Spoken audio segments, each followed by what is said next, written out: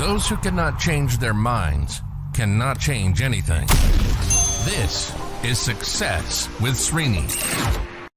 Today's podcast episode is going to be a little different, little unique, in the sense that as somebody dealing with people's problems and somebody doing it for a long amount of time, sometimes it crosses my mind that, yeah, I've seen it all. It's kind of an ego position. I've seen it all. Yeah, human problems, they are more or less identical. And yeah, if you stay in any profession for a long amount of time, you pretty much know it all. And right when I'm about to make that conclusion in my mind, I have encountered events and situations that have completely stopped me and challenged me to think different. And this recent consultation with this individual is something like that. So I want to share the backstory. I want to share this because there are chances that you are in this, or maybe somebody who you know is in this, and I'm sure this is going to help. So this is the story of two brothers and one mother.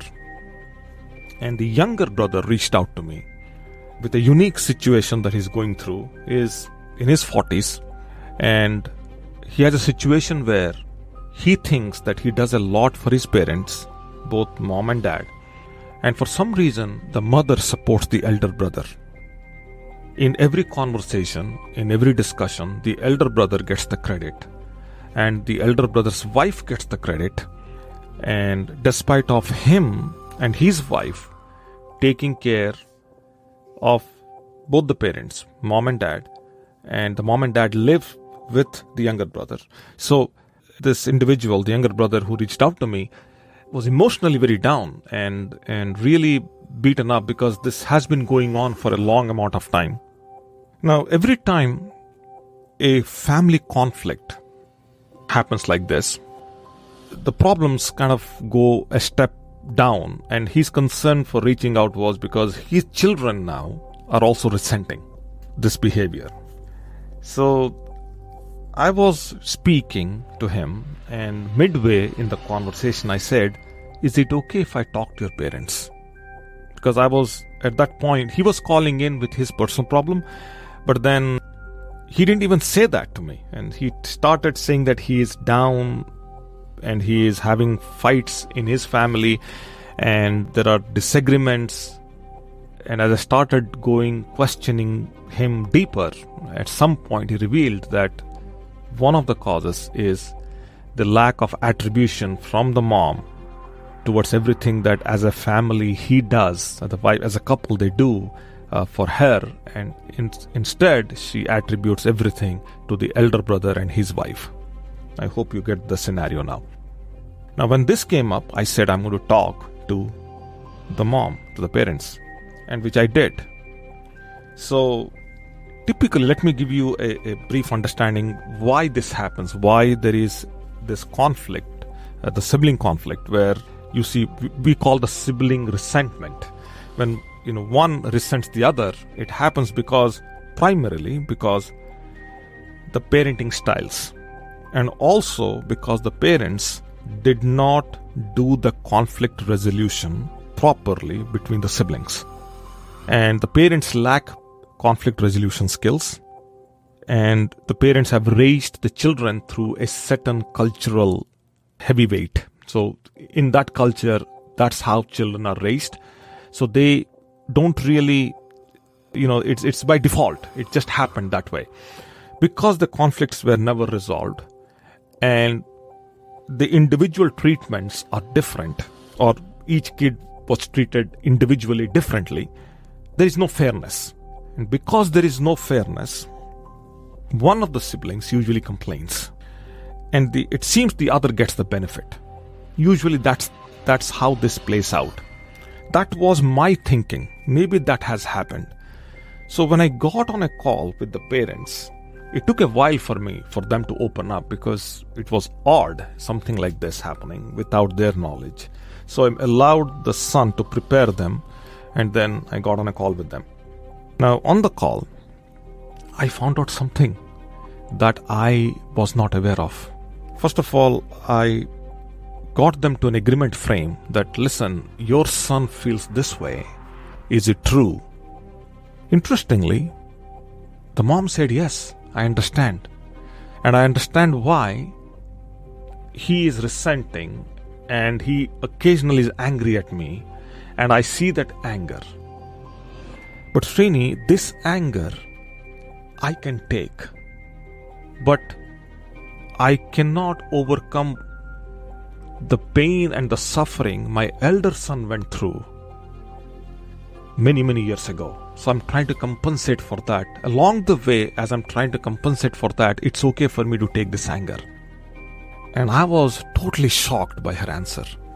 And here is how she explained this. And this is a very important part. I want you to listen to this because, again, as I said, maybe somebody who you know might be going through this. And if it is, this is going to help. If not, I understand. Years ago, Srini, I had trouble in my relationships. And as I was having disagreements with my husband and I was taking a lot that was being put over me by his family, I did not give enough attention to my elder son. He was growing up. And because of that, he was trying to solve the conflict between me and my husband and the other family members. As a result of that, he was under tremendous pain. The younger one was very young. As we were trying to resolve this, I ignored my son. My husband ignored my son. And he took a lot of beating. He took a lot of suffering. And eventually, when things started settling, in a way, if you ask me, we used our son, my elder son, as a therapist. And today, 25 years later, 30 years later, we continue to do that. And the reason why I am more compassionate towards him is because I want to undo everything that we did unknowingly to him when he was not supposed to be going through that. And we did a poor job by kind of doing this in the open. So he took the beating because he was older. And today, the reason why I'm little, compassionate towards him and his wife, obviously my son, but my daughter-in-law, because I don't want him to mimic or kind of take on everything that happened in our lives and that getting spilled over into his personal life. So if I keep them happy and treat them right, then maybe this won't happen the same way. Whatever happened to me and to my husband, that won't happen to him and his family. And when I do this, I said, listen, you understand the pattern here, that you're trying to overcompensate for something that happened to you many, many years ago. In the process, you are taking away that which is being done to you. Even this is relevant. You need to come up with a balance. So at that point, I got the younger son on the call and explained what this happened. And this is a pattern through which both the parents have lived majority of their life. And I explained to the younger one that this pattern is not going to change. It's very difficult to change the pattern and primarily may involve a lot of intervention. And it's very difficult to overnight change the association. There is a subconscious affiliation in the mind of the parents towards the elder son, primarily the mother towards the elder son. It's very difficult to disassociate that affiliation. So one way to overcome that is to have a honest conversation between three. We couldn't get the elder son on a call, but then problem has to be resolved on the elder son's side also, which is maybe the elder son is taking advantage of these conversations, thinks that he has a bigger position in this now, in the relationship. Ideally, nobody has a better positioning in the relationship if everybody is struggling. And I was trying to convey to the elder son that the struggle also belongs to you, not only to the mom and the younger brother. The reason why I'm sharing this today is because this is something that you might be going through. As I said, maybe somebody who you know might be going through. If it is, then I want you to do me a favor. Write a comment if you're watching this on YouTube. If you are listening to this as a podcast, write a review. And if you resolve this problem in your life, how did you resolve without shutting yourself down? Because this was something the younger brother told me. He said, I'm about to shut myself down, cut off everyone, and be done with all this. But I thought I would reach out to you and talk to you because I've heard you talk about this on your radio shows. As of today, after this was about 3 weeks ago, as of today, they're still together, they're still talking, and they're still in sync with each other. It takes time to kind of, now that the conversation is in the public, it's open, everybody is talking, so there is progress. But then it takes a while to heal. What did you do to overcome a challenge like this? Or do you know anybody who did overcome this challenge or a similar challenge like this? And what did they do? Share it, because if you are watching this on YouTube, there are other people who might be listening to this and they may benefit from this also. And that's all for now. Hopefully today's podcast episode is helpful. It's a completely different story altogether, a different approach and different, narrative that I was trying to present today. Hoping that this helps. That's all for now. Wherever you are, be safe, and I'll catch up with you tomorrow. Stay tuned.